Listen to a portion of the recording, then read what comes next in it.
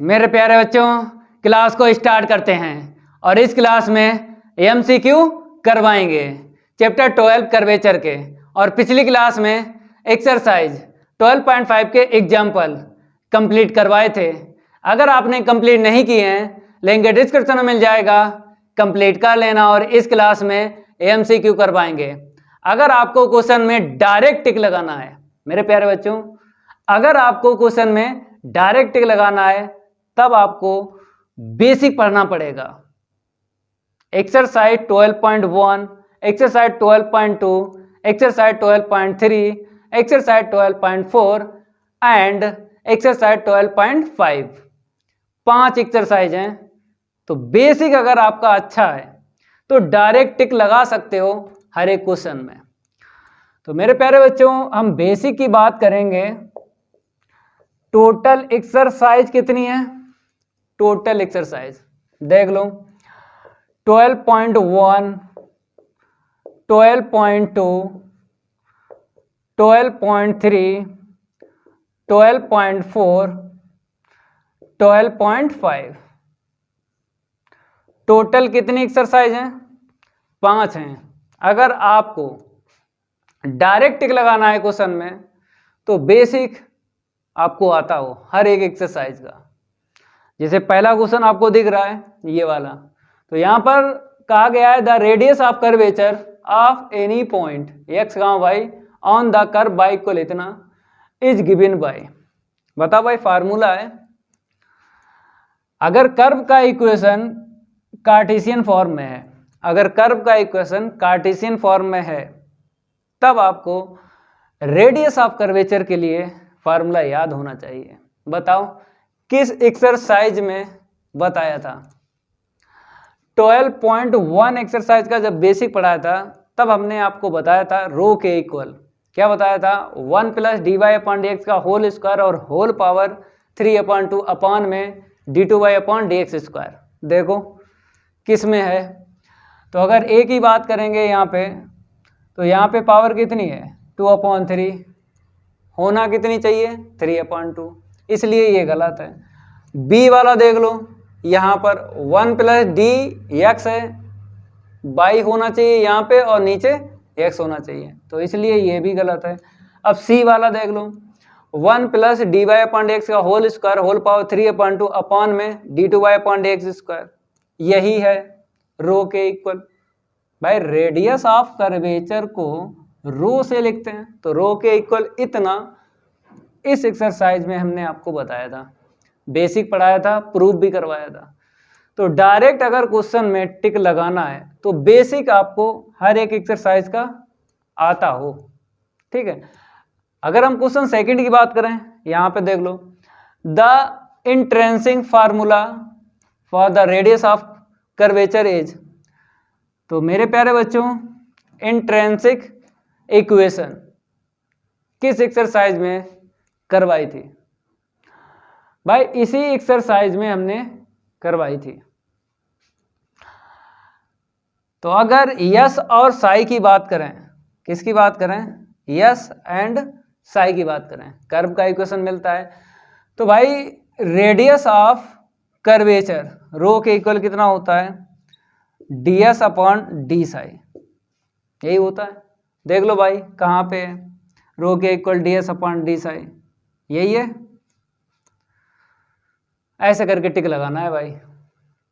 अब question next तीसरा, यहां पर कहा गया है द पेडल फार्मूला। देखो पेडल इक्वेशन कहो या पेडल फार्मूला एक ही बात है। जैसे यहाँ पे इंट्रेंसिक इक्वेशन कहो चाहे इंट्रेंसिक फार्मूला एक ही बात है। तो pedal equation for the radius of curvature, बताओ भाई इक्वेशन बताना इसमें। पहले तो ये बताइए पेडल फार्मूला या फिर पेडल इक्वेशन किस एक्सरसाइज में बताई थी? अगर हम बात करें इस एक्सरसाइज की, तो इसका बेसिक जब पढ़ाया था तब हमने आपको पेडल इक्वेशन बताई थी। तो बताओ भाई pedal equation radius of curvature, इसको रफ कर दें हम, डायरेक्ट यहाँ पे लिखते हैं, फिर आपको टिक लगा देना है। रो के इक्वल आर और D R upon D P. देखो भाई रो के equal R D R upon D P, C correct है। समझ गए। अब बात करेंगे नेक्स्ट क्वेश्चन 4। तो 4 में कहा गया the polar formula for the radius of curvature. तो पोलर फार्मूला बताओ किस एक्सरसाइज में करवाया था। अगर हम बात करें 12.2, इसी एक्सरसाइज में हमने आपको ये पोलर फार्मूला करवाया था। तो याद तो होगा आपको, देख लो रो के इक्वल लिख देते हैं, फिर देख लो कौन सा करेक्ट है। R square plus D R upon D theta का whole square whole power 3/2 upon में क्या होता है आर स्क्वायर प्लस का 2 D R upon D theta का whole square minus R D two R के अपॉन डी थीटा स्क्वायर। देखो कौन सा करेक्ट है ए बी सी डी में। तो अगर ए की बात करेंगे यहाँ पे मैच हो रहा, ये नहीं हो रहा, आर यहाँ पे नहीं है, हटाओ इसे। बी वाले की बात करें आर स्क्वायर है plus D R upon D theta का होल स्क्वायर है होल पावर 3/2 है अपान में आर स्क्वायर प्लस 2 और इतना मैच हो रहा है, सब कुछ मैच हो रहा है। देखो बी वाले में देख लो सब कुछ मैच हो रहा है। सी वाला क्यों गलत है, सी वाला क्यों गलत है, क्योंकि यहाँ पे D two R upon D theta square है, होल पावर 2 चाहिए, तो इसमें होल पावर 2 है, इसमें होल पावर 2 नहीं है, ये सेकेंड ऑर्डर डेरिवेटिव है, इसलिए ये गलत है सी। ये ऑटोमेटिक गलत हो जाएगा क्योंकि एक करेक्ट हो गया ना, जब तीनों गलत होते तब नन ऑफ दीज में टिक लगाते हैं। समझ गए। चलो भाई नेक्स्ट। अब बात करेंगे हम क्वेश्चन 5 की। तो यहाँ पर क्या कहा गया है द पोलर टेंजेंशियल फार्मूला। बताओ भाई टेंजेंशियल फार्मूला, ये नाम फेमस है ना टेंजेंशियल। तो वही हमसे कहा गया रेडियस ऑफ कर्वेचर के लिए। बताओ पहले तो ये बताइए किस एक्सरसाइज में आपने पढ़ा है।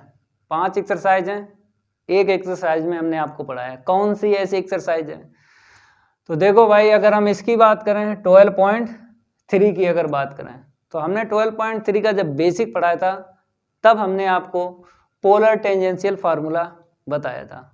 बताओ भाई क्या होता है रो के equal P plus D two P upon D psi square.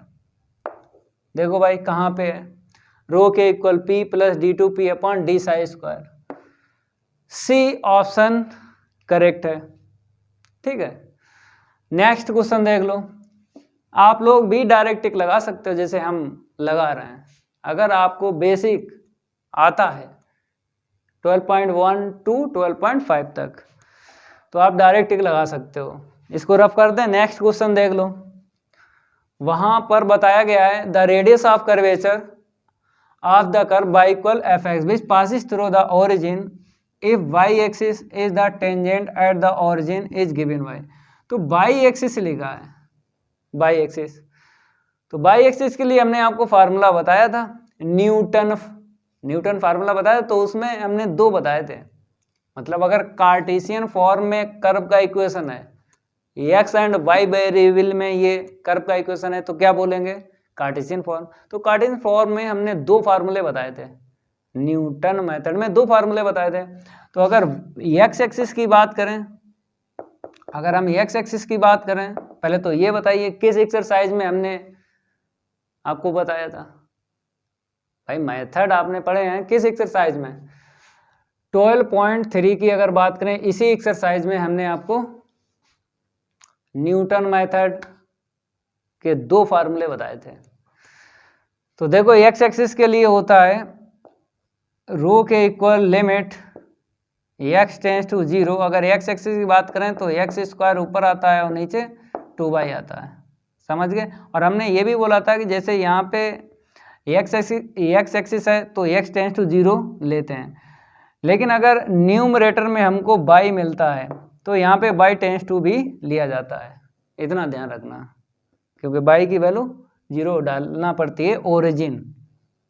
वैसे तो एक्स टेंस टू 0 ही लिखते हैं, ये याद है। और वाई एक्सिस के लिए बताओ, वाई एक्सिस के लिए तो रो के इक्वल क्या बताया था लिमिट एक्स टेंस टू 0 मतलब बाई टेंस टू 0, क्योंकि वाई एक्सिस तो बाई टेंस टू आता है, ऊपर वाई स्क्वायर आएगा और नीचे 2x आएगा।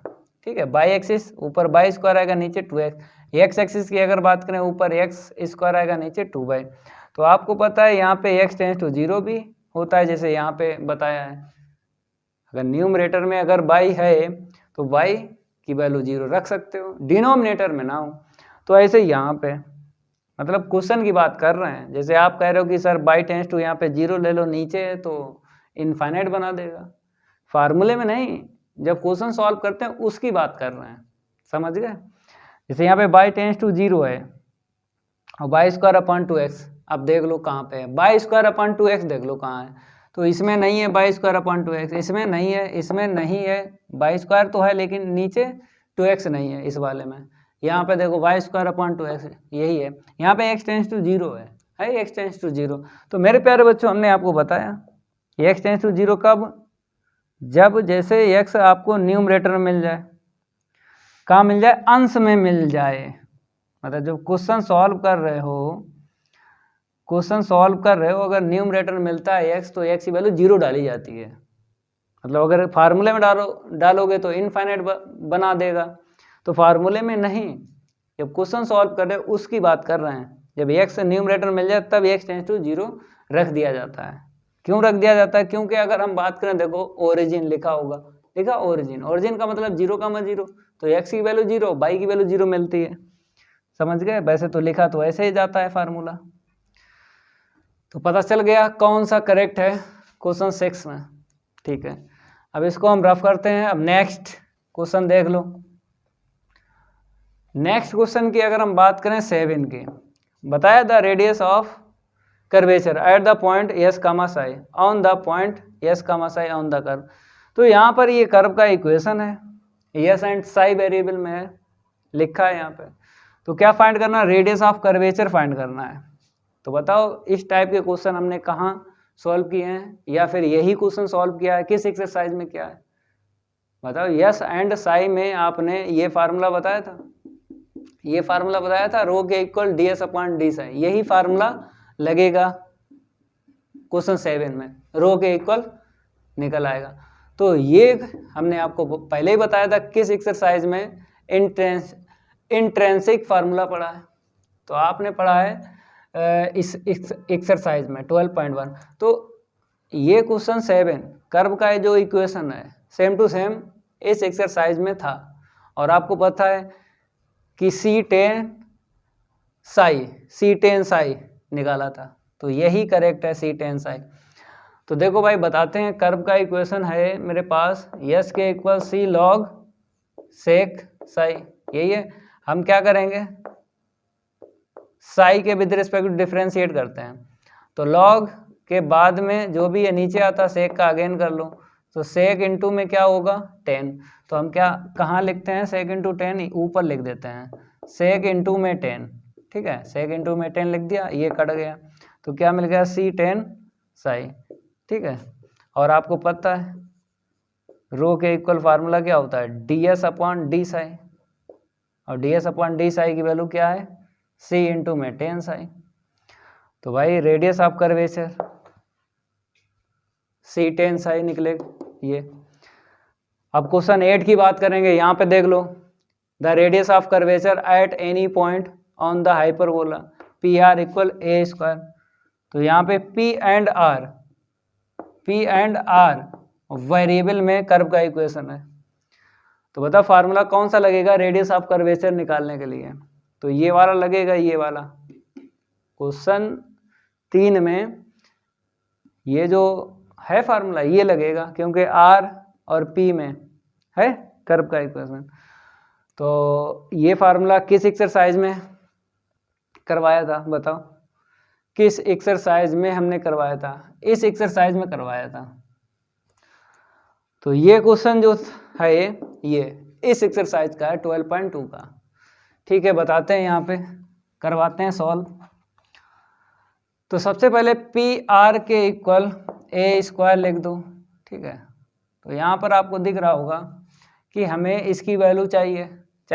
चलो पी के विद रिस्पेक्ट टू डिफरेंशिएट कर दो, पी के विद रिस्पेक्ट टू, चाहे आप आर के कर दो, चाहे अवकलन आर के सापेक्ष कर दो फिर भी क्वेश्चन लगेगा, समझ गए। तो differentiating with respect to P के कर रहे हैं, किसके कर रहे हैं, पी के कर रहे हैं। चलो भाई प्रोडक्ट रूल लगेगा, फर्स्ट को ऐसे रखेंगे, आर का क्या हो जाएगा D R upon D P plus फिर आर ऐसे रखो पी का 1 हो जाएगा, इसका कांस्टेंट का 0। तो अगर यहाँ से वैल्यू निकालें D R upon D P की तो इसको उस साइड लेके जाओ माइनस आर और नीचे पी आ जाएगा। तो फार्मूला तो पता ही आपको क्या होता है, are D R upon D P.